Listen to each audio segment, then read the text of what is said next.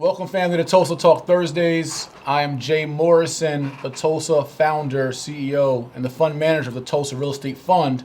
But here every Thursday at 8 p.m. Eastern, I have this forum, somewhat of a video chat, podcast, question and answer session. You can call in, and sometimes lectures and lessons.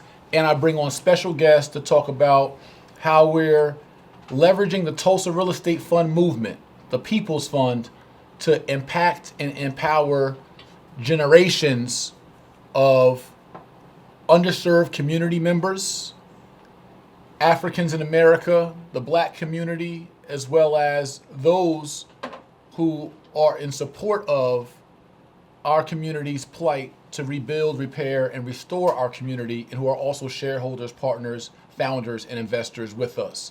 So the Tulsa Real Estate Fund is the first ever 100% Black-owned real estate crowdfund in the history of the world, in the history of this country, in the history of our community, our village. And I'm happy to be the founder and CEO who had the vision and supported by so many team members, staff members, partners, over 11,000 partners of our fund and our management company. And so I'm humbled and privileged to be in this seat. And do not take for granted the responsibility and the level of expectation that comes with being in this seat. And accountability, again, is I think one of the strongest words, and responsibility. So with that, tonight I want to, in our Real Estate Crowdfunding 101, last week we had our president, Janetta Pay, our CCO, Chief Communication Officer, Ernestine Johnson, my fiance, who would be Ernestine Morrison in 9 days. They held down last week with our attorney, our SEC attorney, Jillian, and they talked about crowdfunding 101, understanding real estate crowdfunding in general, SEC regulations, and really, I think it was a great informative session where there was so many gems dropped, and it was a level up for our community and a level up for anyone who watched on what actually takes place in this industry, right? The crowdfunding industry and the regulated Reg A Tier 2 SEC industry in this particular asset class. It's different than hedge funds, it's different than REITs, it's different than Reg Ds or other kind of funds that many people are familiar with. This Regulation A Tier 2 crowdfunding space, I mean, there's only about 490 companies in the entire country that are of this asset class.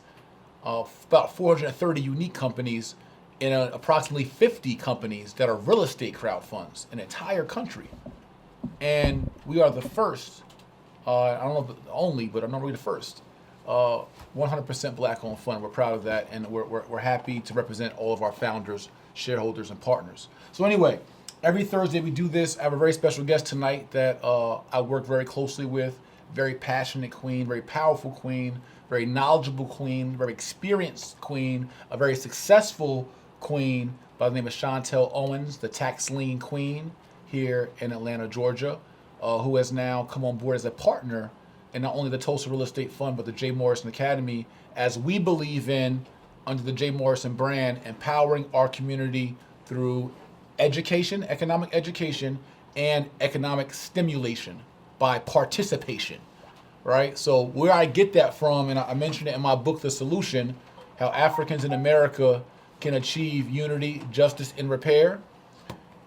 Where I get this philosophy from for economic empowerment, or what we want to call the economic revolution, where I get the philosophy from is Malcolm X. Malcolm X in the 1960s spoke about how Africans in America, Black people, who were commonly called Negroes back then, or coloreds, how we suffered from political oppression, key, economic exploitation, and social degradation. So for purposes of Tulsa Talks, I'm going to leave the political oppression to the side. I'm going to leave the social degradation to the side, and I want to focus on the economic exploitation side. So when I first heard this in Malcolm X's speech called The Ballot or the Bullet, I wondered, so I said Malcolm gave us a diagnosis that our community, the black community, we suffer from economic exploitation. We're exploited economically. I thought to myself, why is that? And Malcolm spoke to it in his speech as well. And part of the why is that we are exploited is because we are economically ignorant, we're not economically educated, and that was done by design. And we don't have enough economic participation, which creates economic stimulation, meaning more money, more wealth. This is why we're in last place and why we're poorer. And so I wanted to always come up with solutions for those ailments, for that diagnosis that Malcolm gave us. And what we do under our brand in the Jay Morrison Academy, in Easy Funding, and in the Tulsa Real Estate Fund is all about economic stimulation or economic education. So even if you're not a Tulsa Real Estate Fund shareholder or partner, you can watch and participate in the live streams. Hey, live stream. Hey, everybody. Facebook, IG, all y'all. Or the YouTube channel, or you could be on the conference call, and you can still learn something, even without being a founder, a shareholder, or member. But for our members, you also can learn, but be informed about what your founder, what our team members, what our partners, what we're doing, what our strategies, philosophies, and ideologies are in regards to real estate investment, wealth creation through real estate and entrepreneurship, and how we're taking that into action in real life through the Tulsa Real Estate Fund. So tonight, I'm gonna do a quick little breeze lesson for everyone. Free game. I'm gonna do a brief lesson to kind of explain my thought process, my philosophies, my ideologies in regards to investing as the fund manager. And then we're going to bring in one of our experts and partners, Chantelle Owens, who's going to drill down on some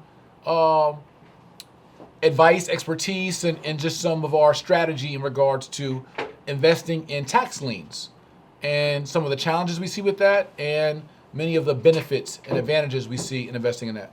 So tonight, when I'm focusing on creative real estate strategies and creative investment strategies, what I want you all to think about and keep in mind is this. This is why I laughed when many were flustered saying, we have to do something fast. We have to buy real estate now. We got to do something because to shut the naysayers up. I don't operate that kind of way. And good business doesn't operate off of emotion. And I laughed also because this part is, in my opinion, easy. Facilitating real estate transactions, joint ventures, syndications, private equity opportunities, lending opportunities leveraged by collateral and conservative LTVs, putting the right systems, process, controls, underwriting guidelines, and deal servicing in place is something that comes natural to me. It's something that I've done over the last 12 years in every aspect of the real estate industry, from developer to real estate agent, high-end agent, celebrity agent, investment agent, and to house flipper and landlord and loan officer and mortgage company branch manager, and all these hats that I've worn in the industry the last 12 years to now fund manager, and an historic fund manager, I might add, not to mention just entrepreneur in the over 36 companies that I've managed or owned in the last 12 years. All those experiences, plus the 10 years prior to the last 12 years of entrepreneurial experiences that I have, and all my life experiences, all these things are wrapped up into the decision maker, the strategist, the fund manager, and the astute businessman and effective businessman that I am today. So with all that being said, when we look at our fund, and we have a challenge that most funds don't have. So in our fund, we have two core needs. So I'm giving you guys game. This is not so much explaining and informing, although I love to be informative and transparent with our Tulsa Fund founders and partners and shareholders, but it's more about I want you all to think past the surface and think larger about how you can apply this to your life. Remember, we're about stimulation and education. So you can invest in Tulsa Real Estate Fund for the participation and stimulation. But I want to teach you, I love teaching you all because the things I've learned have elevated me and my family in life, and I want you all to have that same opportunity. That's why we do what we do. So I want to educate you and teach you as well strategy about how things should be done in a diligent and effective manner, right? And when you're focused. So we have two agendas under the Tulsa Real Estate Fund. One is, and it's really hard to say which one is first, to be honest with you. So the heart of the Tulsa Real Estate Fund is social impact, right? That's the heart of the real estate fund, is how do we pull our dollars together to create social impact to be able to support our village. And I'm going to come back to this in just a second. These are two of our biggest functions. But at the same time, we have an obligation to perform. Right? So performance meaning, AKA,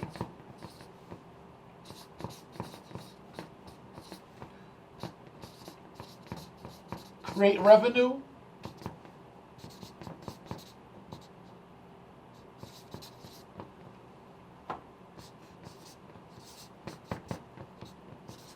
achieve our preferred return on investments, and profits for our partners. So majority of fund managers, and for those on the conference call, you all can tune into any of the lives, IG Live on my page, our Facebook Live on Tulsa Real Estate Fund, our Tulsa IG Live, my fan page, and I think even the Jay Morrison Academy page. So we're all over to watch this. So again, I'm educating you all, whoever wants to be future fund managers. Don't even take this like a Tulsa Real Estate Fund thing. Take this as a education, a time to learn from a fund manager on how to be a fund manager and how we all can be socially impactful fund managers and real estate entrepreneurs, or just social entrepreneurs. Let me show you how that perspective is done and how we balance this. Because we have an obligation, those who have a concern and heart for our community, knowing we're dead last, and knowing we've been dead last for 450 years, every year on year, as I say, we have an obligation and now an opportunity to be able to push our community forward by being able to do socially impactful business, to use leverage group economics, create infrastructure and institutions to stimulate us and repair our own village. So, I'm showing you the balance. In that balance, we have to do projects that impact our community in a powerful way. So there's two ways in which we do that. There's this part really, impacting our community investors and partners. So just by us performing and you all getting back your 8% preferred returns and your 50% share of the profits, we instantly impact our community just by performing.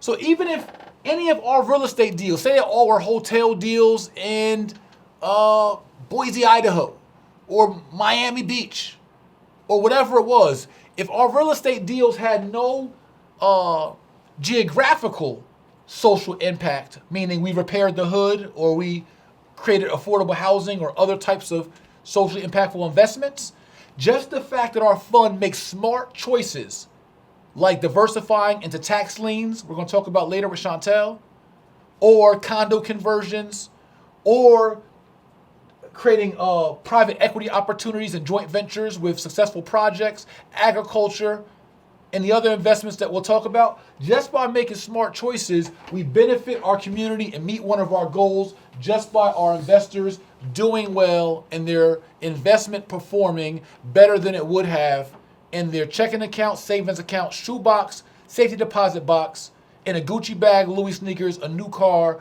or in a mutual fund 401k, 403b, or most of their IRAs. So just by us performing, we impact our community by making our community more money. Potentially, right? By us investing the right way.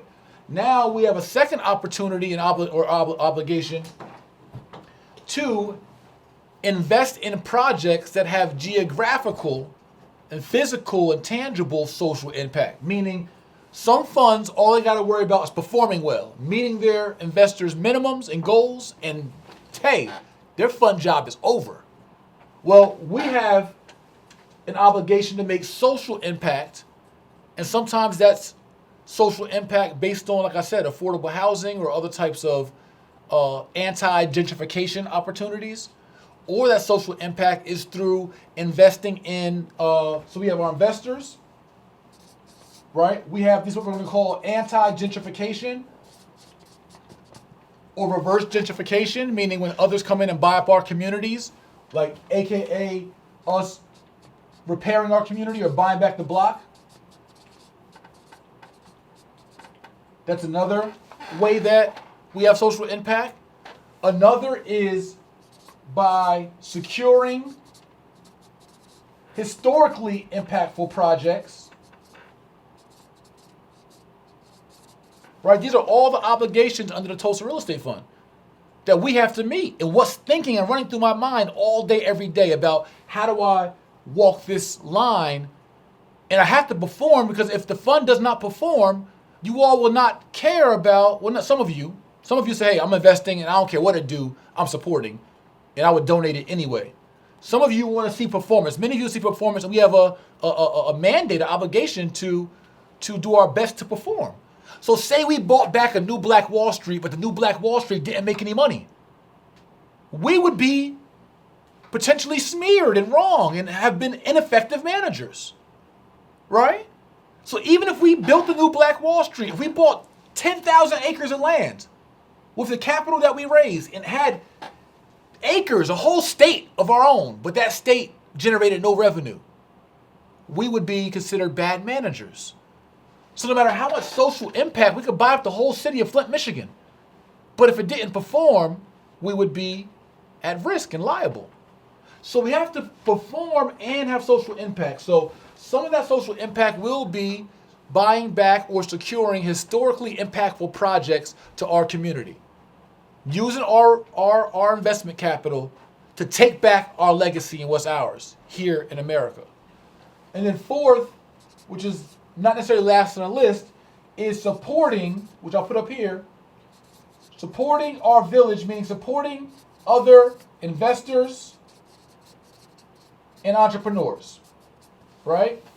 So I saw an article about there being some black farmers who were sold faulty seeds, fake seeds, in hopes that they would spoil their crops, lose enough revenue to then have to sell their land at a discount.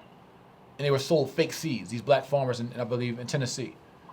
And I saw it last night, and I was going to instinctively post, hey, somebody get me their financials and their information, because we'd love to support them while they sue this cruddy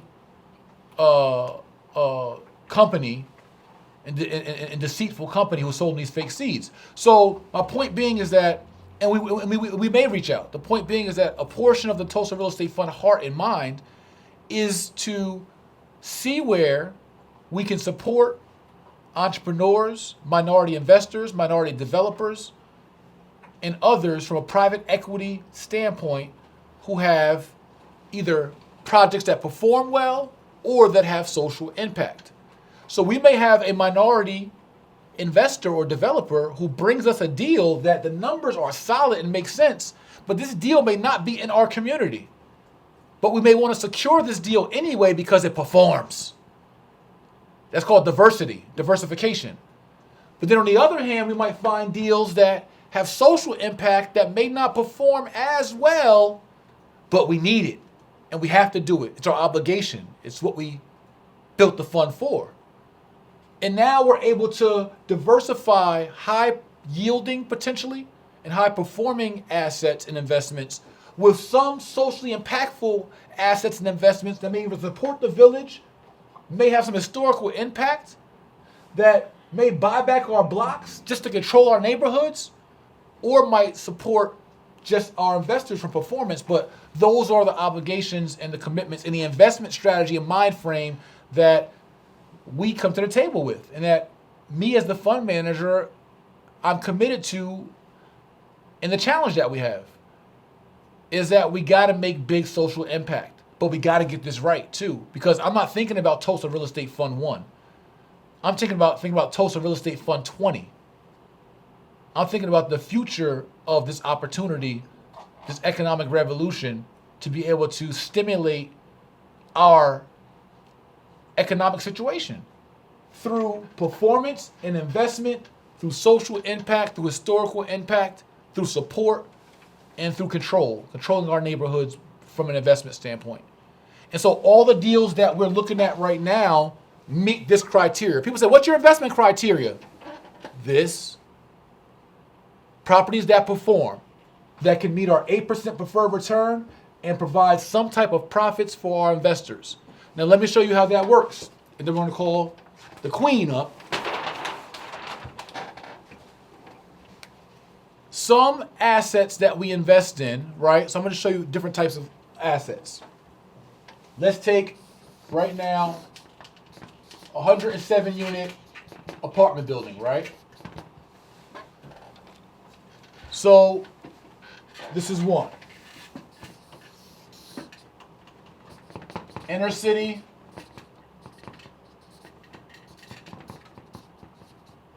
Affordable housing. That's two.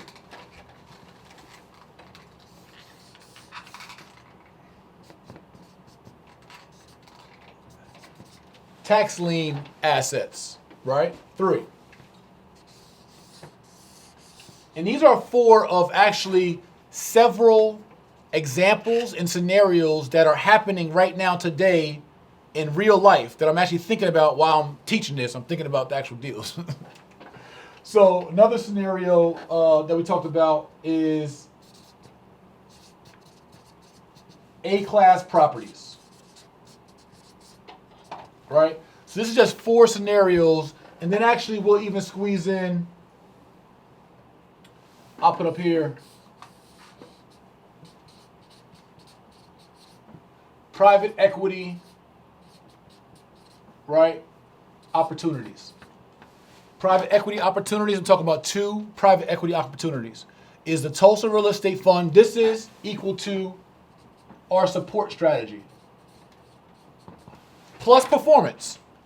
So what we realize is that it's very hard, difficult for many urban investors, minority investors and developers, black and women investors and developers to be able to get capital for great projects. And they have the experience and they have the infrastructure and they, know what they're doing.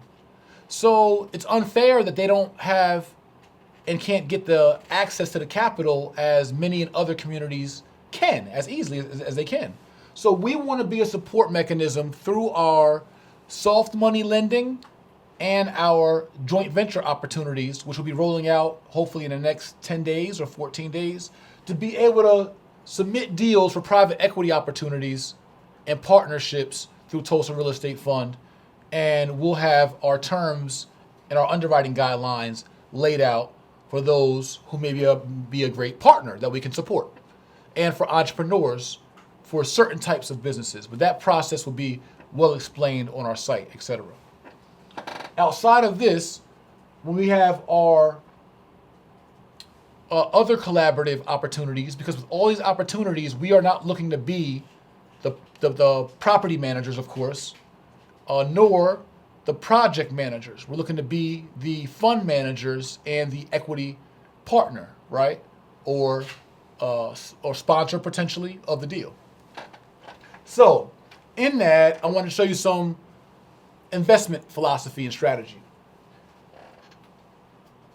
We may see the opportunity for, say, an 170 unit apartment, which we are currently having conversations about a 107 unit apartment complex. In this complex, right, we might have a 10% cap rate, meaning 10% ROI in essence, and we may see that there's an opportunity in the next several years for us to grow this by, say, $400,000 of equity. So we know there's some performance there from the equity, which increases our capital balances of assets that we own, or the ROI. Now we might have another inner city affordable housing deal. This is why Tulsa is a long-term investment for us. We may find out, we have a deal here that we only can get, 7 to 9% on. which is even below our 8% preferred return. But in 15 years, we may be able to convert the affordable housing market rate that this property is getting, because affordable housing is lower, of course. We may be able to have the opportunity to split that market rate to part of it affordable housing and part of it traditional market rate, which would increase the equity of this building by just say $2 million in 15 years. And so we will look at the holistic ROI of this opportunity, although the right now money may not be as competitive as we like. But then we'd have maybe another opportunity in the A-class space, like we're looking at using anchor properties, meaning household name businesses, and buying a strip mall or a corner lot and putting a chain business or chain bank into a property and getting a 20-year lease on the property from a A-class tenant. And outside the 20-year lease, we might be looking at 8% returns, sometimes even as low as 6% returns.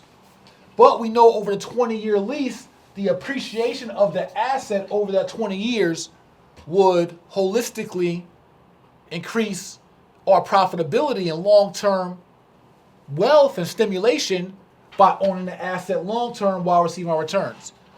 And then we might and will be investing into assets like tax liens that will, like here in Georgia, bring in 20% per year. Sometimes this could be 30% after 366 days on ROI on the investment, and or claiming the property if your tax lien lien holder or seller doesn't reclaim the property, then we would claim a property at 65 cents on a dollar, meaning at 65% at best of the market value of the property, and then can sell it ourselves and make the other 35%, meaning $35,000 profit on every $100,000 property that we bid on, which could be phenomenal returns. Or keeping this property under our portfolio with proper property management and keeping the equity for future liquidity events or leverage opportunities, keeping the equity and then receiving the cash flow from the property that we got pennies on a dollar that's making 30-40% a year in rental income. So what I'm saying is that in whole, and I know some of this may be a different language or gibberish for some of you, which is, again, I don't want to, the goal is stimulation, and the goal is ending our economic exploitation. And so if you can't have this dialogue, because I couldn't have had this dialogue or understood this dialogue 12 years ago when I was 25 years old coming into the industry, and I didn't even know how to send an email or know what an ROI or down payment or equity appreciation or diversification was, that's not a problem. We'll help you on that side for free, no cost, by simply going to jmorrisonacademy.com and joining our free Wealth Creators Club and community. It's at jmorrisonacademy.com. There's a host of lectures and lessons that you'll get just to help build your financial acumen and your financial vocabulary and comprehension level. And then you come back to this conversation and be like, oh, okay, I know what he was talking about. Or at least most of it. And then there's opportunities for you to get more intense and advanced training as well, right? So this is how we level up from economic education and economic participation and stimulation. But these are the strategies and thoughts. Plus, I have 4 or 5 more scenarios that are currently going on right now. But I'm just saying our investment strategy as a whole is to perform. And I didn't even mix in our historical projects into this, which may overperform or underperform, but we are intentional about making sure that we meet these 2 goals for our fund. Is social impact. Now, mind you, our first deal, second deal, I can't make or guarantee that our first deal is a social deal. I can't make or guarantee that our first deal is a high performance deal. But if you understand our complete comprehensive investment strategy, I hope this makes you more comfortable to understand that wherever we deploy capital, whether it's in private equity, in historical impact, in social impact, in A-class properties, in C to B class, value-add opportunities and properties, no matter where that's at, we're going to do it wisely and diligently and astutely as we should. So simple as that. So and for those of you who are looking to, again, be social entrepreneurs, hopefully this offers some insight and some game. Now, I really feel strongly about the tax lien assets we talked about, and I've gotten a crash course on the last 60 days. I've been very aware of tax liens, never invested in them, well, until last week.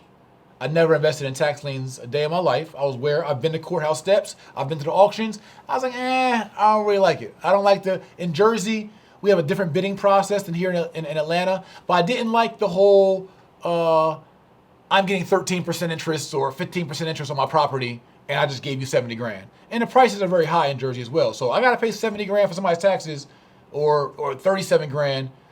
I don't want 13% because at that time when I was coming up in the industry, I knew with 30 grand, 70 grand, I could make, tons more building or developing or flipping myself, right? But now seeing a different side of tax liens and seeing other strategies associated with them from my crash course with Queen Chantelle, I'm about to bring up in a second, very, very excited about it, feel really good about it, so good about it for our fund. And this is the whole thing. We get to partner, as Tulsa Fund, we get to partner with some of the best talent in our community. I'm getting some of the support I'm getting from Queen Chantelle Owens, Queen Roberta Hosky, from Will Roundtree, from Isaac Grace, from King's Kenny Russian, King Marcel Humphrey, King Mark Witten, King Ramon Tukes, Queen Benedict Guerrier. The support I'm getting from the real estate community is amazing, and Tulsa wants to be a partner for urban, minority, and Africans in America who are developers and investors. We want to, we're entrepreneurs, real estate entrepreneurs. We want to partner and support you. And so we appreciate you guys reaching out. And so anyway, Queen has a great model. We'll open up some question and answer maybe for the tax lien perspective. But first, I want her to tell a little bit of her story and experiences and about our Tulsa and Chantelle Owens tax lien bootcamp expertise and our strategies. But I think the tax lien market, that 20% interest, et cetera, is going to be a great foundation for us to diversify our income, and we're going to do it in a socially responsible way where we're not leaving people hanging and out to dry, even in this very volatile tax lien space where, unfortunately, you may have to foreclose on homeowners if they're behind on the taxes, right, and these liens. But we found out and figured out some ways to be socially responsible in doing that, but still be able to perform for the fund. So without further ado, I want to introduce Boss Queen Chantelle Owens, the tax lien queen. I'll stand King for Jay. you. How you doing? Oh, great. Thank you. Thank you. Greetings, Tulsa family. All right. Peace. Thanks for having me. You want to scoot in? You want to slide this over? We can do it. You sure you good? I feel like we should. I feel off center. All right. Come on. There we go. Perfect. Right there. Not too much. All right. Cool. We're in here. So you and I left the tax lien here in Georgia last week. Yes. And we tested out. Well, you've been testing it out for 12 years. We'll talk about that.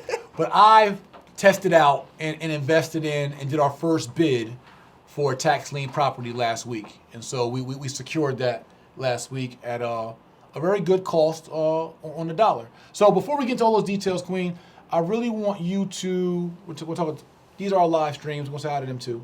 Hello. I'm going to focus on our Tulsa Real Estate Fund Facebook camera. But I want you to tell everyone just about yourself in general, about you as an expert in the investment and tax lien space, and then we'll talk about our Tulsa collaboration. Okay. Well, I am a full-time tax lien investor. I've been investing in tax liens for 10 years. I've been full-time for 8 years. And my story So full-time meaning you had no other job? No other job. Okay, so this supports your lifestyle you're living? Yes. Okay, no boss. No bosses. No master? No master. Okay, just make sure. All right. I just want to be clear. Until now. Your brother. Your big brother. No, go ahead and listen. So. Yeah, so my story of how I actually got into the tax lien is a very interesting story. So I was in corporate America, and then I became a real estate investor as a credit investor. So I allowed someone to use my credit. And through that process, I saw what I made and I saw what the other people made. So I said, I need to get on that side. Right. So I went full time and started with subject to, went to wholesaling, flipping, and then eventually became a landlord. Went through my first market crash, got back in, and then when the second market crash. How long ago was this? So that first rodeo. The first rodeo was in 1998. Okay. So I've been actually full-time in real estate for 18 years. Nice. Right. And so went through that first 98, market. I was flipping too. All right, go ahead. I'm sorry. All right. So, got into real estate. The market crashed again. And I, at that time, had 17 rental properties. And when the second market crash happened in 2007, I was left holding 17 rental properties, all with adjustable rate mortgages. And so they all went into foreclosure. And then in 2008, I got a call saying, I saw your name on the tax sale list. So I researched that property, and lo and behold, a property that went into foreclosure, or was supposedly went into foreclosure, the bank actually never foreclosed. So they left it in my name, and banks at that time were doing that so they didn't have to pay for all this inventory that they were holding. So they were, just leaving it in the property owner name, and then you would be on the hook for the taxes. Wow. So the property went into the tax sale in my name, and then this property at the time was a $90,000 property, valued at $90,000, and the person actually purchased this property for $2,100. So they purchased for $2,100 from the tax sale, and it's worth $90,000. Yes. And if you didn't pay those taxes, they keep the property. Yes. And so at that time, I hadn't paid the taxes because I thought the property was in foreclosure.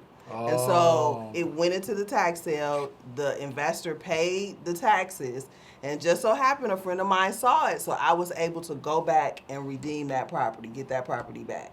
So I took that, and at the time I wasn't even in real estate. I had gotten out of real estate. I had shrugged off real estate, vowed to never get back in real estate again. And at that time, I was actually a barber. I had opened up a barber shop, and I was cutting hair when I got that call. And so when I saw that, I was right back in real estate. And I said, this is what I actually always wanted to do, was buy real estate and own it free and clear. Right. I was waiting to the day that I could pay those mortgages off, and now I saw a shortcut. I could get to that point faster. Right. And owning real estate free and clear is something that most people never get to experience. Right. And it's actually life-changing, and it just does a mental shift in your mind. So. Right. So free and clear, for those who don't know, and I know I said a lot earlier, is just without a mortgage, without debt, without having to pay somebody monthly. So that means if you're renting it out, all the cash flow is yours outside of taxes, insurance, and your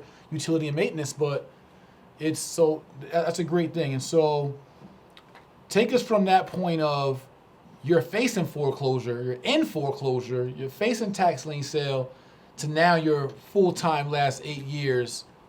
It's retiring you. So that was a very desolate time. Like, I really almost didn't even have the money to pay that $2,100. I had to borrow, scrape, but I was determined because I understood enough about real estate to know if I got that asset back, I could easily pay back that $2,100, and then everything after that would be mine. So it was a desolate time, and didn't have much money, so I got that property back.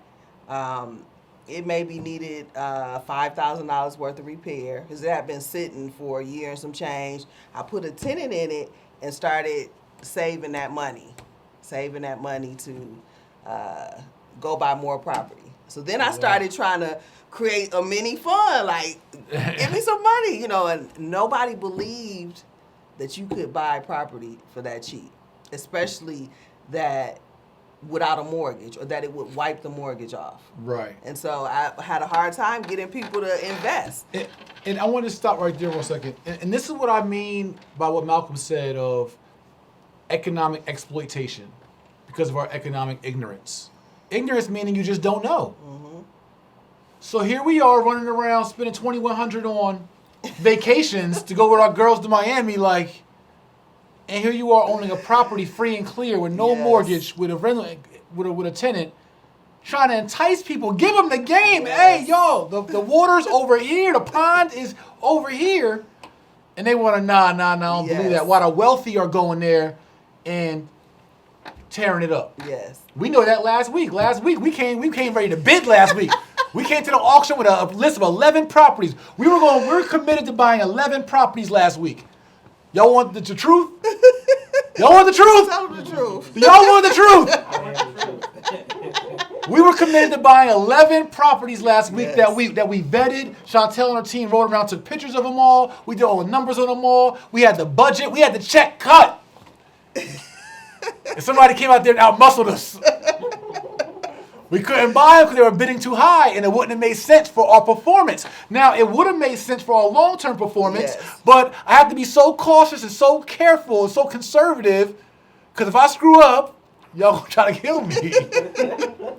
Even though I and Chantelle know that if we bid more, eventually it will correct itself in appreciation and the long-term capital could play off, but we got to make sure that we are taking it one step at a time. But my point is, the wealthy are out there scooping them up, and here we are economically exploited and ignorant, missing out on an amazing opportunity to be able to benefit from debt-free property. Yes, and I'm like you, so I've had several different businesses, hustles, whatever. So at that time, I was actually doing taxes. So I've done tax returns for 20 years. I no longer do them anymore. I retired like 2 years ago from that.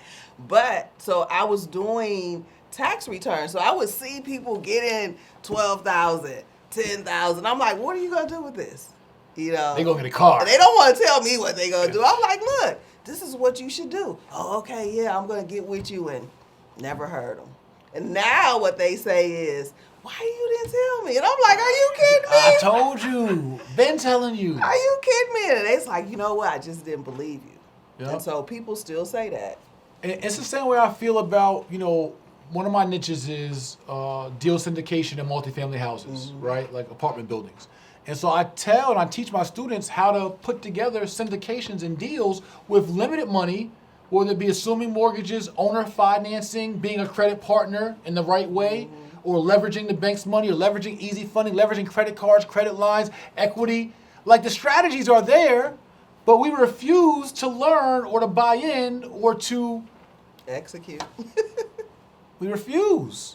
And so those of you already who are excited or interested about the tax lien market outside of your investment in Tulsa Real Estate Fund and what we'll do together, and I'm going to talk about that in a second, Chantelle and I have also partnered in the Jay Morrison Academy to bring the same training and education that she's used to retire herself with the tax liens to be able to provide that same opportunity to you all who want training and know how to be tax lien investors, part-time or full-time. So we will give you, listen, everything under the brand is education and stimulation and participation.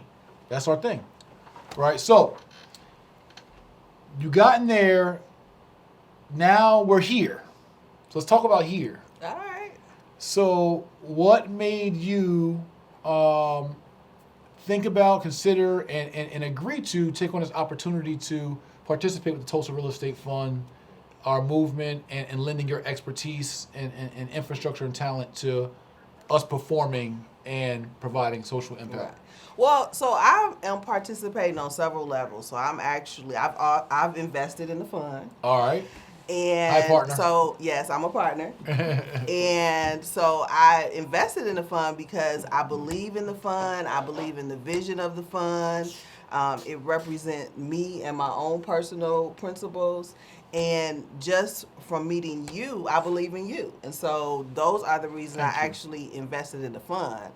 Now, how I came as far as agreeing to invest in the tax liens. Well, I'm just excited about that opportunity. You know, I've been doing this, like I said, for 10 years, and I've never really had a chance to compete against the big boys, you know. Right. So I've just able to I've been able to actually catch the crumbs, but never really compete on a large scale. And so I was so excited about that, you know, and So talk more a little about that. Tell them what it's like at an auction in that scenario of not competing with the big boys and just catching the crumbs, we call it. Right. But still being successful even in that. But. Okay.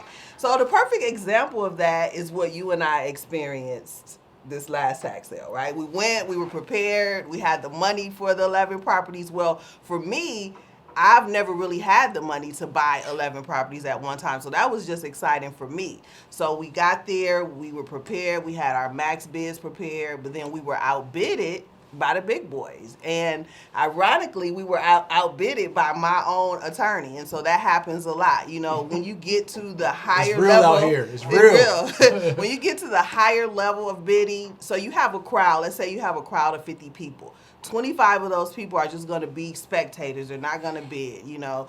Then you may have an additional 15 who may bid on a smaller level. And then you may have a few, maybe 5, who can go beyond the majority of the crowd. And then beyond that is what we consider the big boys. You know, they have unlimited pockets. And so they are willing to bid more aggressively. And so I've never been able to compete at that level. You know, I was always sitting below that level or on the, you know, second tier level of bidding. And so it was just excited to go, feel excited, like, you know, I can compete, you know, even though I'm used to walking away and not obtaining everything that I wanted. So for me, it wasn't as bad. I think Jay was a little... I wanted it all. a little discouraged, but this is part of tax lien investing. And if anybody who wants to be a tax lien investor, this is what you're going to experience. And so when you experience that on your first go, you have to know that you have to keep going back.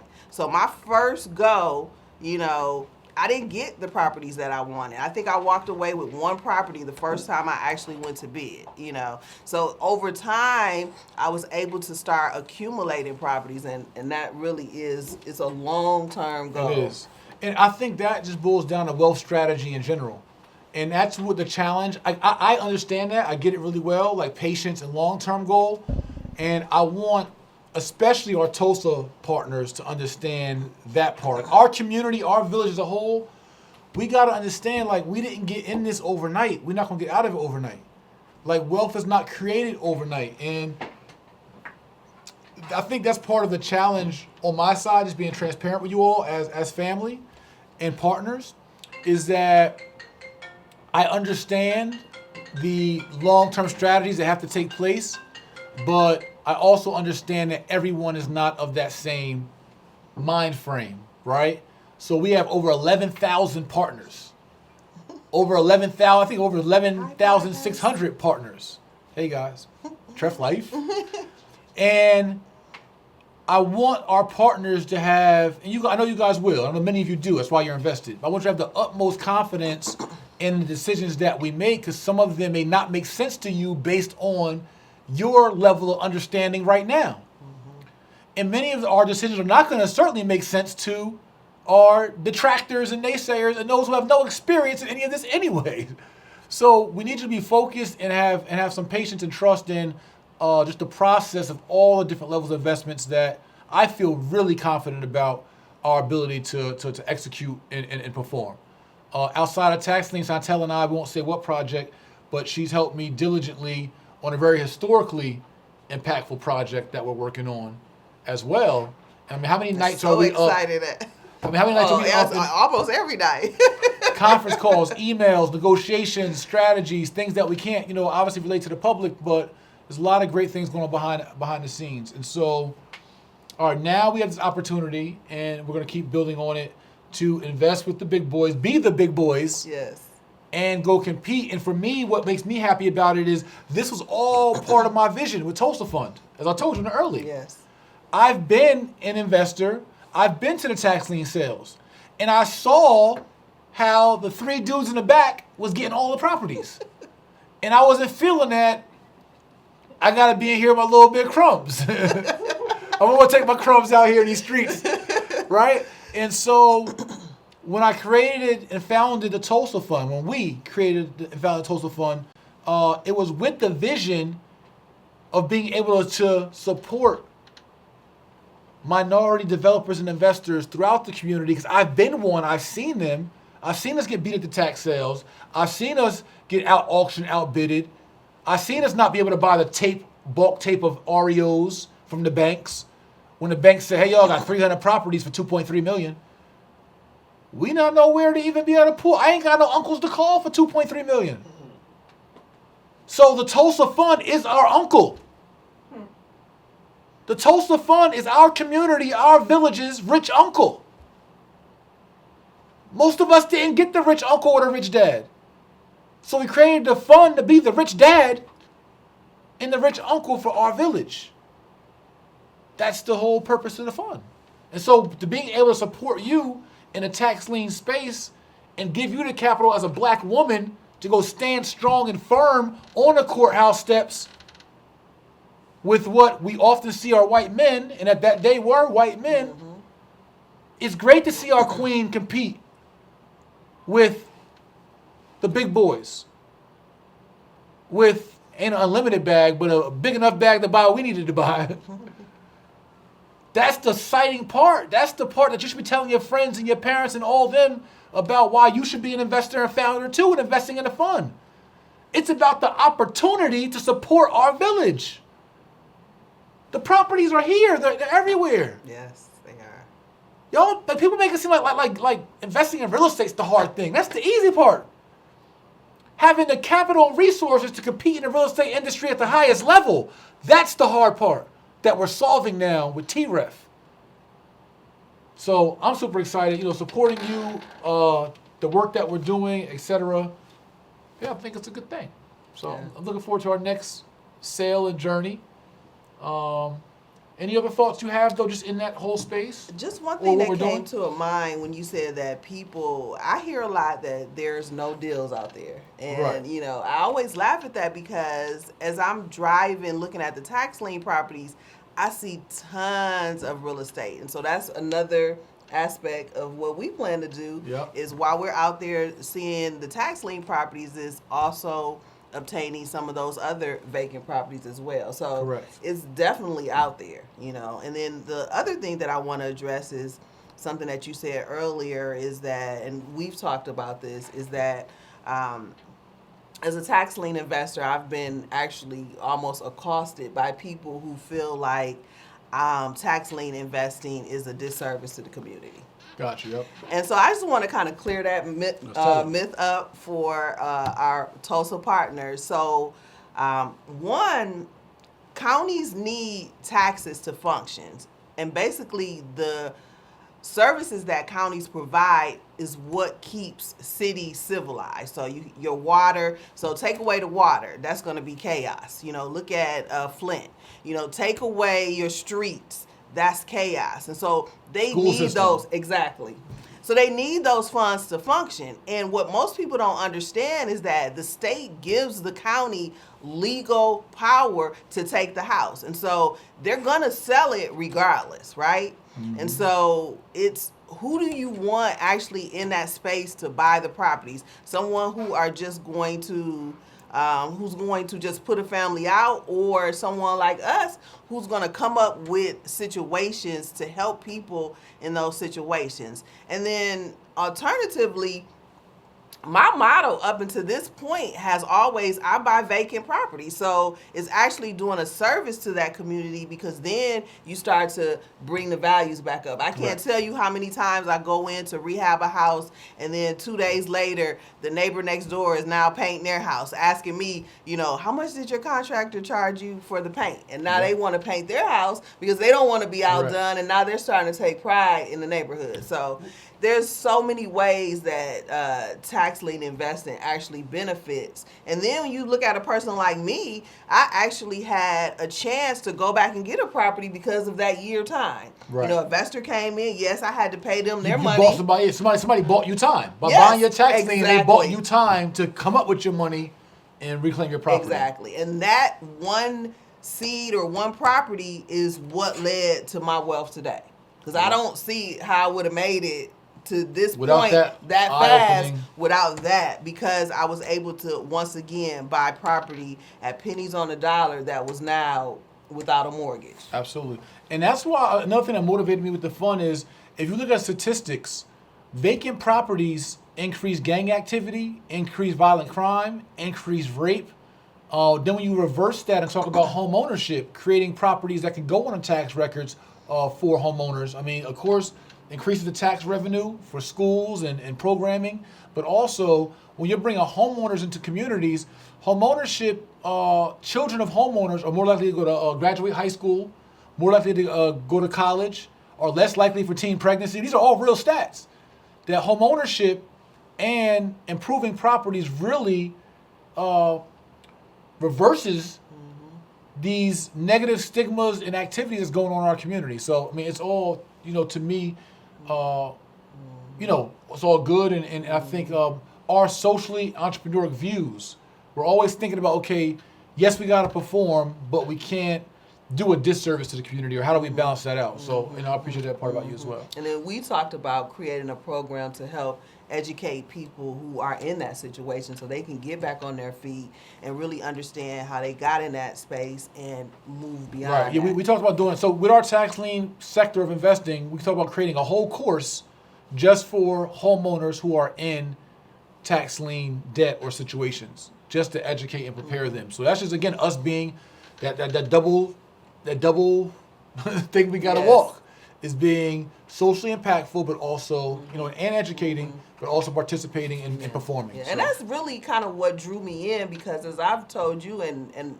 mostly everybody who knows me know, I'm ready to retire, y'all. And so just because this vision means so much, right? Because this vision means so much. So I'm older than Jay, so he still got a good 10 years in him, if not more, but I'm ready, like, woo. But this vision means so much more to me because I love our people that, I'm willing to say, okay, I give some time. You see, that's the sacrifice in the village, where the elders are willing to come out of retirement.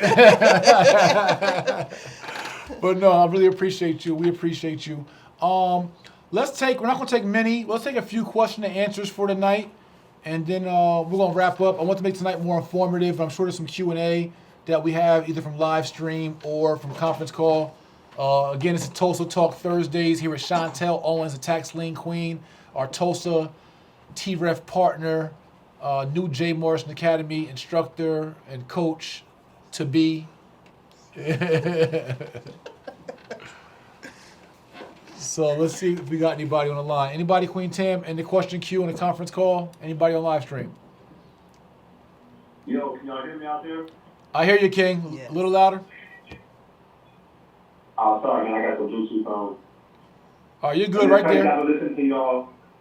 I've been listening to y'all for the whole stream. I was at work. I got the email. I was like, man, you know what? I'm gonna call in. See what happens. And it's crazy, like I'm live. So, thanks y'all first and foremost, man. I appreciate the work that y'all doing. Thank you. And I know it's a good thing coming not just to y'all, but to future generations as well. But my question is, so what's the easiest way for a person with limited funds to finance the acquisition of a tax lien? Let's say it's something that they want to bid upon, a property that they like, will see potential in. How do you prevent from being outbidded? What's the easiest way to kind of to get those funds? So, I can answer that? Go ahead. Okay, so basically you have to find the right type of properties to bid on. If you have limited funds, you're not going to be able to go after your higher end properties or the properties that you probably want. So you ultimately have to change your mindset in what you're going to actually bid on, and you're going to have to pretty much do what I did, was catch the crumbs. And so it's going to be probably an undesirable property, but it could get you started. So but there are other ways. You can pool your funds with other people. You can Yes, I was going to say, yeah, Yeah. You could joint venture, syndicate, etc.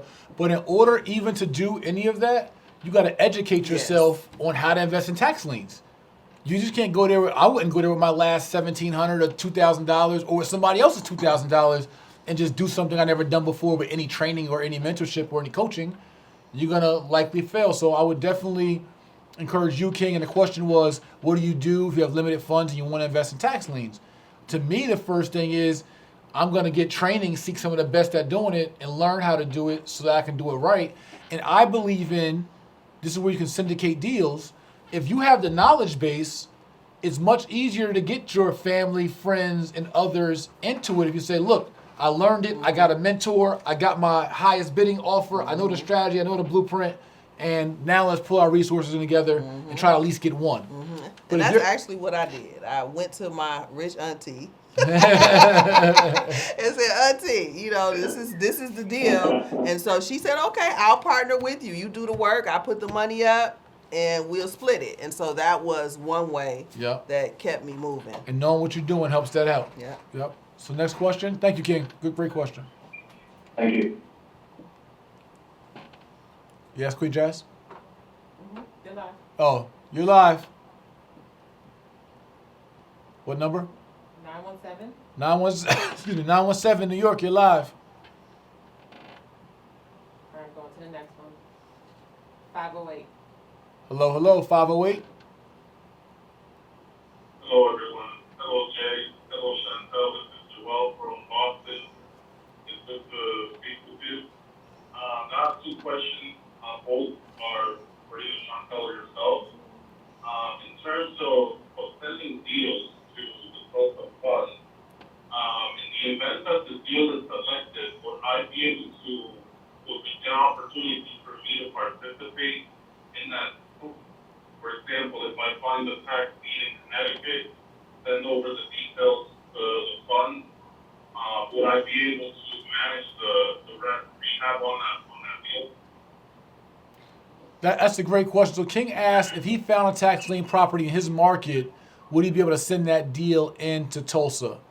And because it's such a complicated process of bidding and then having the proper ownership and understanding each different market, Tulsa's not accepting tax lien bid properties, although we'll be investing in it together through the fund.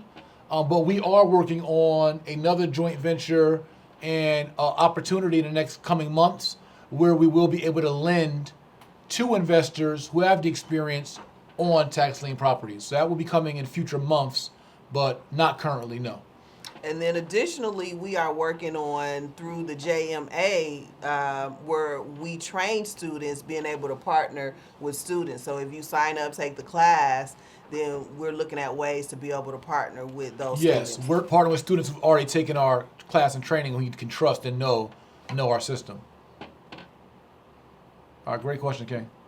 All right, somebody from the JMA audience is cracking a neck. Somebody asked, what is the minimum amount that you recommend going to a tax lien sale with in terms of monetary resources?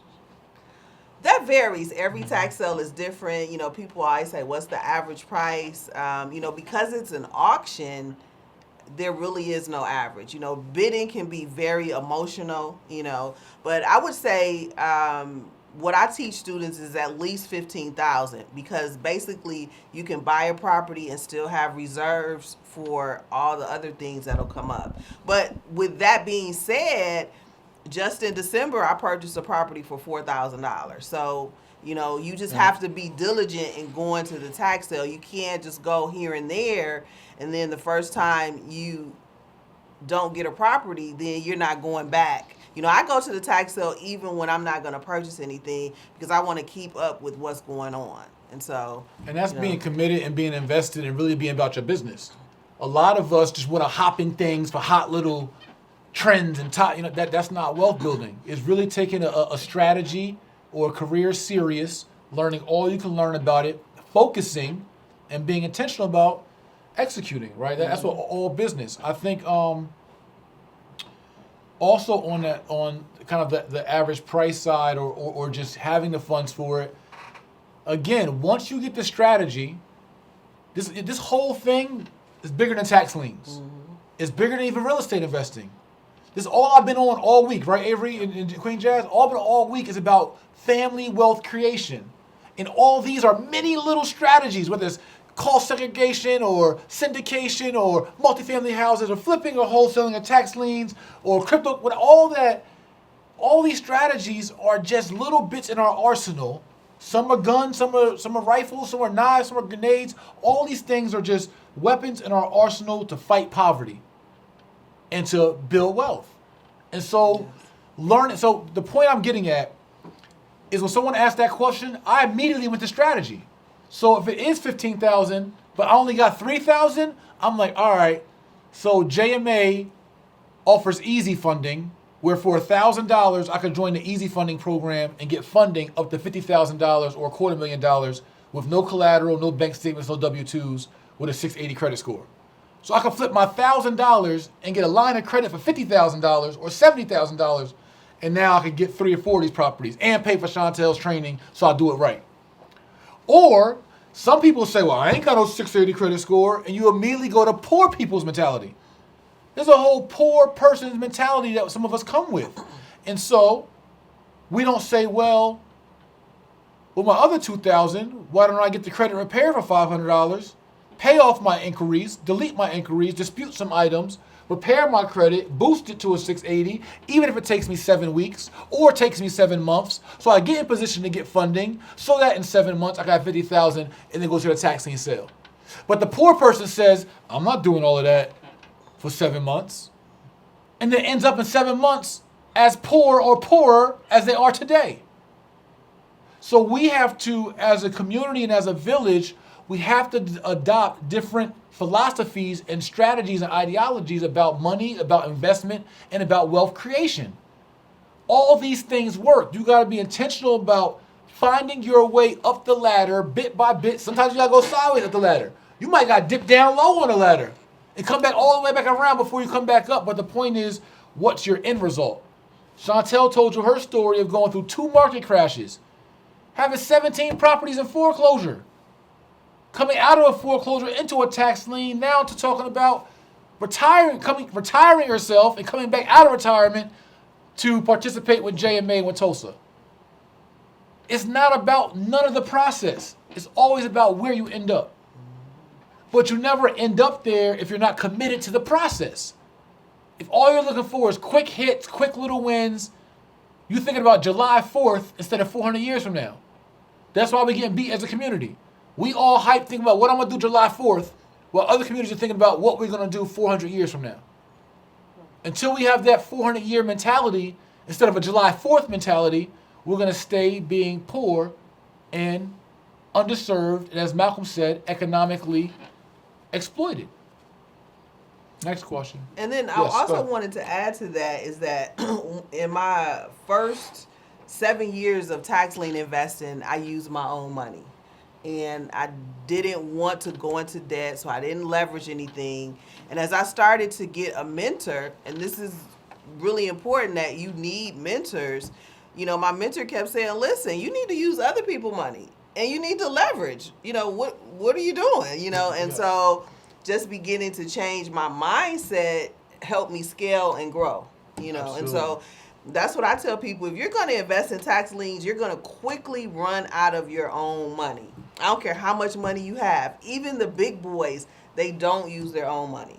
They're using somebody else's money. So That's wealth creation, is leverage. Understanding leverage and understanding how to be responsible in leverage, but having strategies that are worth leveraging. Mm-hmm. Yeah. Next questions? Someone from your live stream asked, how long did it take for you to develop or master the strategy for tax liens? a long time because when I started, there were no courses in tax liens. And you got to think, this is a secret $1 billion industry. Banks dominate this. And when I say $1 billion, I mean $1 billion a day.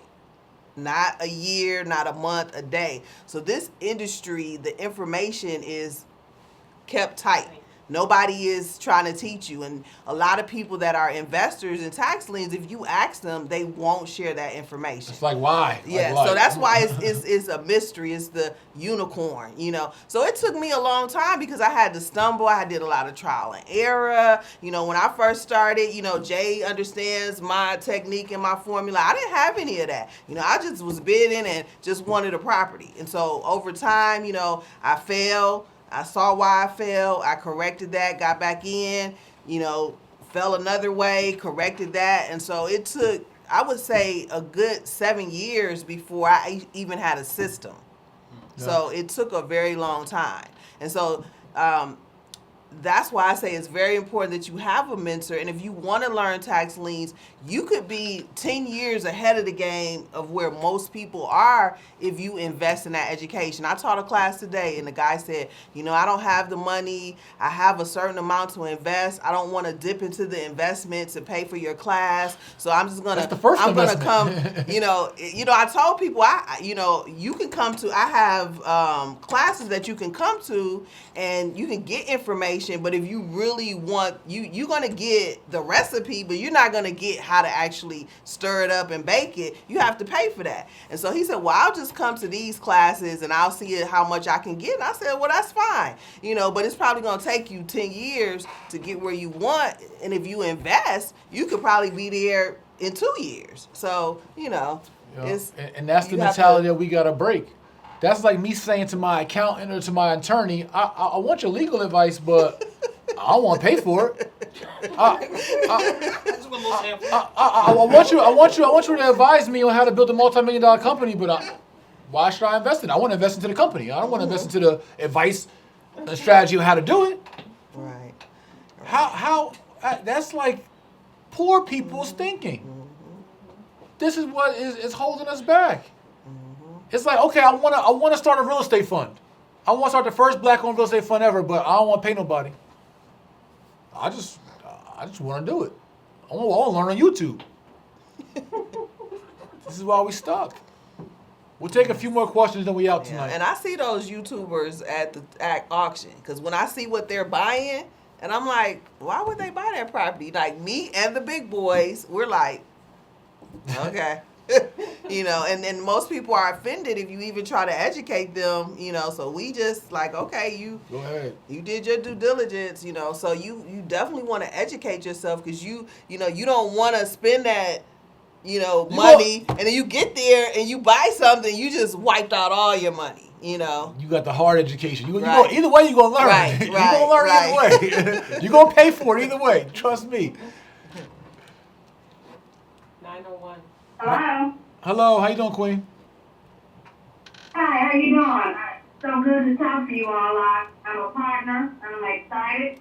Hey, partner. I paid more than $500. Hey, I paid more than $500 requirement, so I'm excited because I believe in what you're doing and your staff. I'm in Memphis, and as you know, Memphis is a hot market. I've been in real estate for quite a while. Tax sales are really good. We no longer go to a public auction. Now we do it online. And as the Queen was talking about earlier, that's even harder because I definitely know there are foreigners that are buying bulks of our homes here. How do you compete with that? Well, basically, you have to do what they do.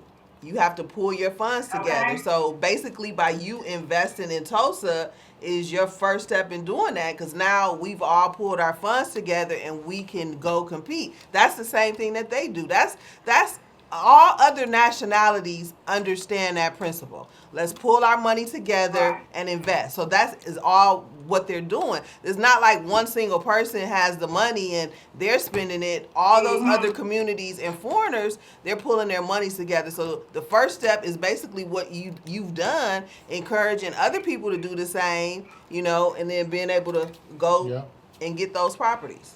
Because, Queen, we've talked about, go ahead. You're absolutely right because when I would go to the public auction downtown, there will be a group, I'm not going to name nationality because that's not important, but there will be a group of people who barely can speak English, and it'll be like 2 or 3 of them on their laptop, signing them up left and right. I'm thinking, what, everybody looking at them like, what's going on? So you're right, it is a group mentality, but that's even like when they come into our neighborhoods and buy the Exxons and the 7-Elevens, there's a group of them buying it. Yep. You know, and so we've got to think of it as what you're doing, you're on track, and I'm so happy about that. Thank you, Queen. And so to that group point, so for everyone to hear, Queen was talking about how groups and other nationalities buy Exxon, 7-Elevens, dollar stores, CVS's, all that kind of stuff, right? The thing is, and we're gonna get this right. See, I'm chilling. Outside being very busy and exhausted, and I got a wedding next week. Outside of all that, I'm chilling because I know we're going to get this right long term as a community, as a village, over the history of what we're doing with this fund and this movement. What I mean by that is this. Other communities can go buy Exxons and 7-Elevens and CVS's and Walgreens and Dollar Generals and Popeyes and everything else collectively because they're not beating each other down. They're not squabbling over, well, what about this 6%, this 7%? They're thinking long term, they're thinking generational. They'll accept the people that were smart enough to be able to put it all together and trust them and invest with them and say, you know what, this 7-Eleven, this Exxon only makes 6% or 4% over these years, but we know long term for our family, for our legacy, the overall appreciation of this Exxon in 14 years, in 22 years, will benefit us and work out to be 10, 12, 13% over time. But we as a community are very short-sighted in investing, and we want to see instantaneous results when wealth is a long-term game. So it makes it, but we're going to fix it though, and I'm cool with balancing both in Tulsa in this first fund. But I'm saying long-term for Tulsa Real Estate Fund is going to have to be understood amongst the village that we're pulling together dollars, not more than we can afford to lose, and nothing that's going to break the bank. But we're pulling together a quote-unquote little bit from everybody, so it's not no hurt or burden on any one person for all of us to be able to go own more together and support those who have great business models who can help us perform. That's the whole flow of the fund. It's so, all right, I can afford 10,000, cool. It ain't gonna kill me. Oh, I can afford 500, cool. I can afford 100,000, cool. We all put that together, but then we own more, control more long term, make performance along the way, but it's not so much about the day-to-day performance and residuals as it is so much the long-term power, control, appreciation, equity. Like that, they're playing for control. Mm-hmm. They're not just playing for ROI, they're playing for control. Imagine how that feels when you own 90% of the gas stations in America. That's control, it's power. When you own the convenience stores. So when the hurricanes do come, you can close the doors and say, yo, we ain't got no more water. We got to start playing for power. And the money comes with the power. But because we've been so poverty-stricken and so economically exploited and disenfranchised, we are climbing and clawing at every dollar, penny, and crumb. And we don't have the luxury, that's why we have to switch our mind to make that luxury, to think long ball and long game, because that's what they're playing. If we're playing short ball versus their long ball, they're going to win every time. They're going to be able to outbid us every time. Because we're bidding based on short-term results, which then lowers our ability and flexibility to win bids with banks, with auctions, with developers, with homeowners. And if they're thinking about, well, shoot, 20 years from now, this joint right here going to be serious. But I got to answer to you in 20 months. So they thinking 20 years we own Westside Atlanta. We worried about what's going to happen in 20 days of the first 20 days of the fund.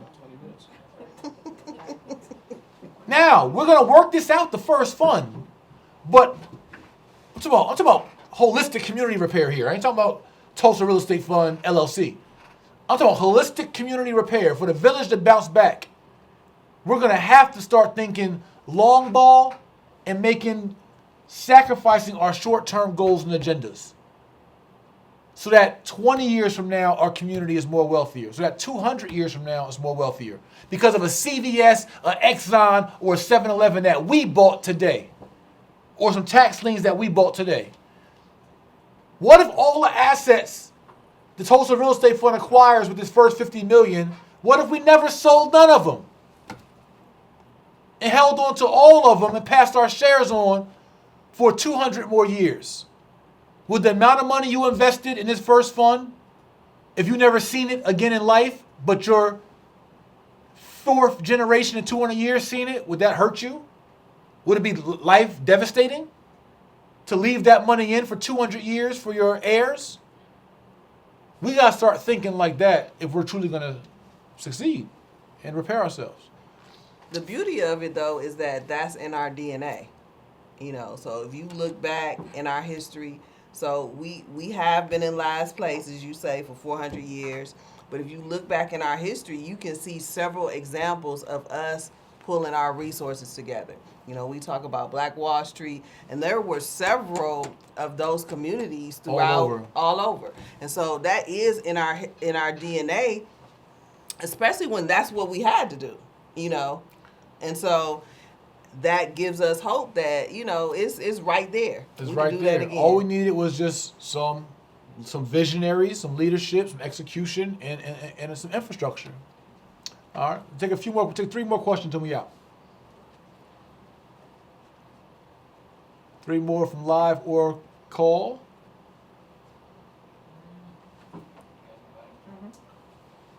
Hello. Peace, Tommy. Hey, peace, King. Peace. I was out there to withdraw from my 401k to acquire tax lien.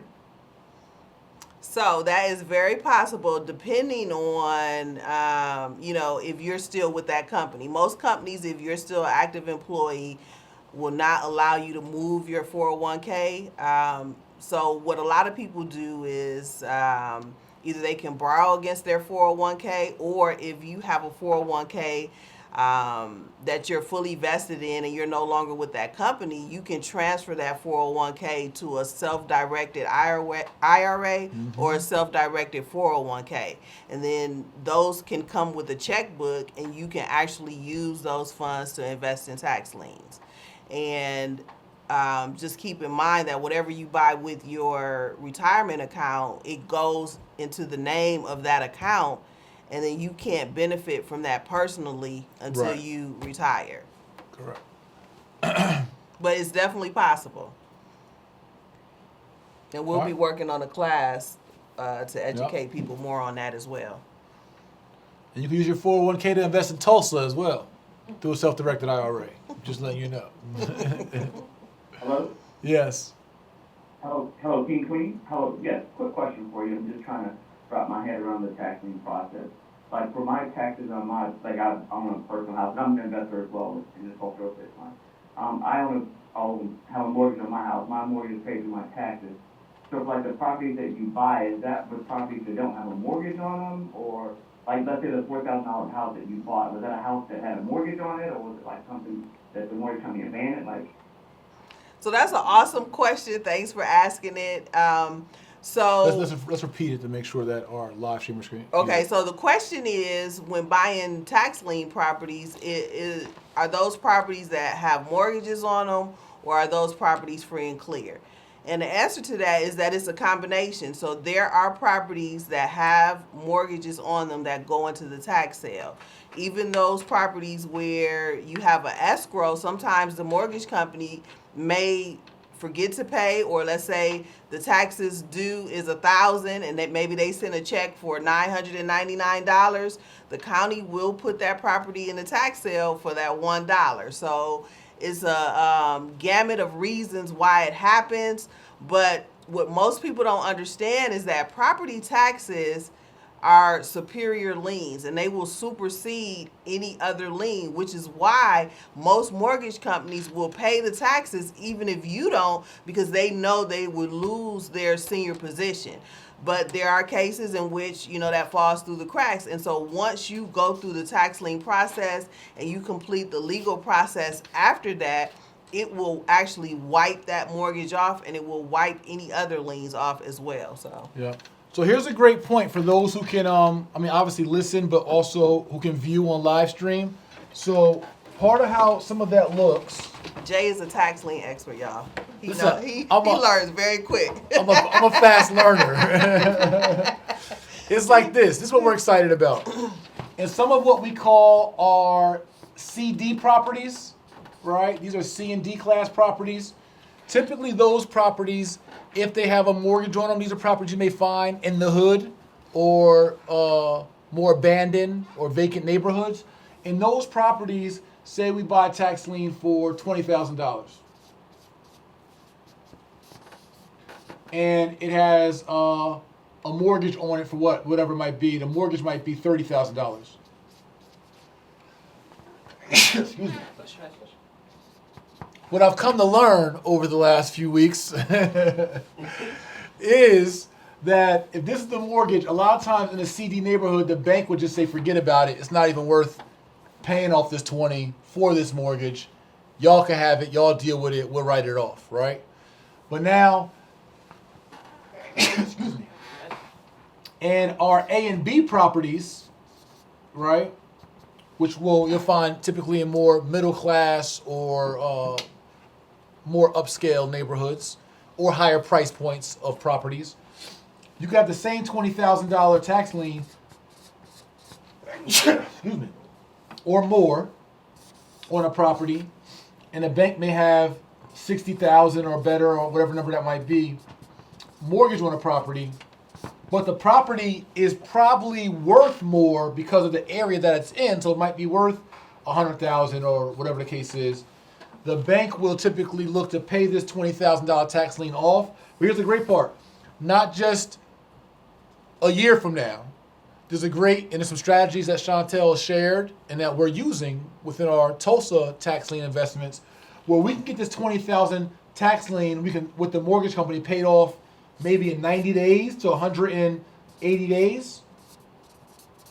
So now, if we're paying the tax lien off sooner and getting our 20% on the money, but we're doing it every 90 to 180 days, now 20% can look more like every 6 months, can look more like 40% ROI on the same money if we're turning it over faster, which we can do in the B, A, and B markets.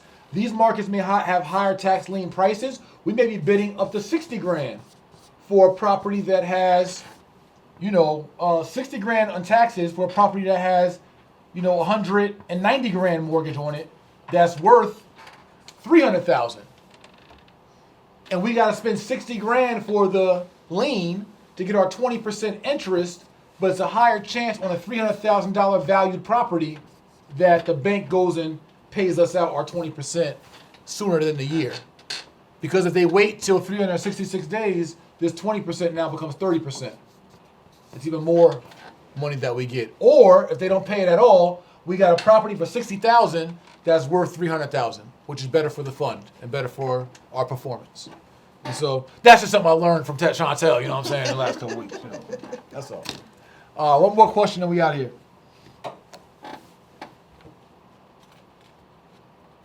One more. By the way, guys, this is my Father's Day tie from my daughter Anna. Green Father's Day tie. That's a has nice a little tie, has a little shimmer to it.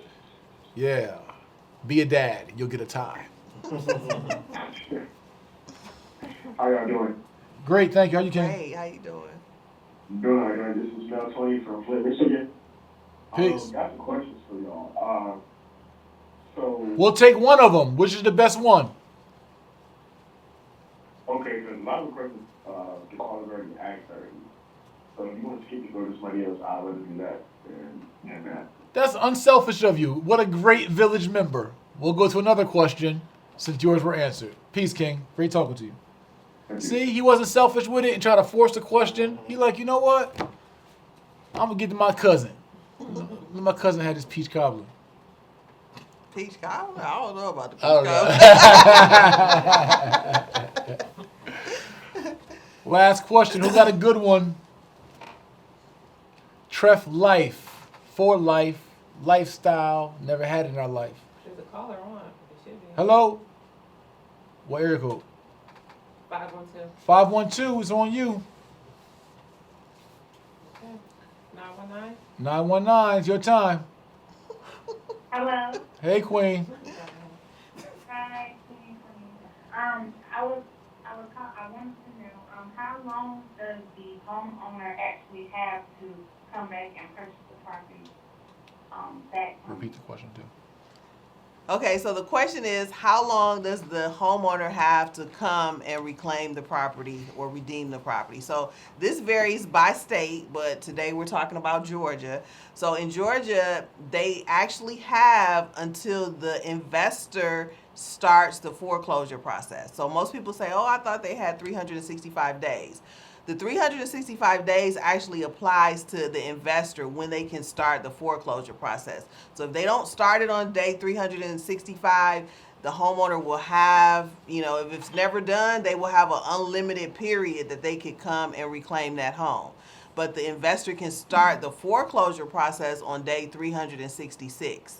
And so after that process is complete, which is usually 45 days to 90 days, then the homeowner will not be able to come back and redeem the property. All right, great question and great answer. Thank you, Queen. So, again, I enjoyed this and having you present. Thank you. Always I enjoyed my time it. with you. And I hope you guys learned a lot. Again, we want to participate and stimulate, and we want to educate, or we want to participate and educate to stimulate. One last point, social point. I said I would leave social out of this tonight, but I'm not. Social point, as you all see in a live stream and hear on the phone and Facebooks and everywhere else. Something I write about in our book, The Solution, when Malcolm X talked about us suffering from social degradation, meaning that we're degraded socially and we degrade ourselves. One thing that we've been doing the last 3 years that I think has worked pretty well, and most people organically adopt because you just be around us so much, you probably ain't got no choice, is that we uplift the men in our community by referring to them, in most instances, even when we're pissed off, as kings. And we refer to the women in our village, in our community, as queens. Whether they're your fiance, your queen, or whether they're your friend or associate or colleague or whomever, or random queen in our community who just needs a little bit of encouragement, who needs a little bit of personal stimulation, who may need a little bit of love and a little more than usual because of the self-degradation and the outside degradation and degrading and dignity stripping that we've suffered as a people. So we say brother, sister, and everything else, but we have an intentional way of elevating ourselves from saying that. And so I do appreciate our Tulsa Fund members and other supporters and followers who I hear greet us on the phone, through Instagram posts and comments, who say, hey, King this, hey, King that, what's up, King, what's up, Queen. I don't think we psychologically even know how much impact they may be having on us from subliminally being called, or intentionally, but subliminally hearing being called King and Queen all day, every day, especially amongst the Tulsa Real Estate Fund, Jay Morrison Academy, the whole Jay Morrison brand. We in this office all day like King this, King that, all day. Everybody, the graphics, the video, the editors, the interns. Like when I come in, we have 10 interns from Fulton County, 10 high school interns. Every time I come into the room with our interns, I hear the queens. Hi, King Jay. Hey, peace, King. And all our interns is on it. And so you have teenagers greeting themselves that way. And so that's a social point that I want to offer our village. Bring that home. Promote that amongst your own family, friends, and colleagues. There's nothing wrong with stimulating each other. It can't do nothing but help, I would think. I don't think it can hurt, especially based on our circumstance. So if we continue to economically educate and stimulate, and we continue to socially elevate each other, I think we have a better, healthier community. I agree. Any last words, Queen? I'll leave you the last words for tonight. Well, I always leave people with, people always say, what can I do to jump my real estate career off? And my go-to thing is networking. I would not be actually sitting right here if it wasn't for networking. I was introduced to you by someone, and I was introduced to him by someone. Shout out to Ramon Tukes, by the way.